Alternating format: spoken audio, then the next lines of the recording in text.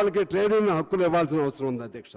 ముఖ్యంగా జర్నలిస్టులకు సంబంధించి వాళ్ళు మరింత అన్యాయమైన జీవితం, వాళ్ళకి మినిమం గ్యారంటీ లేని జీవితం, ఎవరు రూపాయి ఇచ్చే పరిస్థితి లేదు, ఆ విధంగా వాళ్ళకి ఇల్లు లేదు, అదేవిధంగా మెడికల్ ఫెసిలిటీస్ లేవు, ఏమి మినిమం వేజ్ లేదు, ఎవరు అసలు వేతనం లేదు.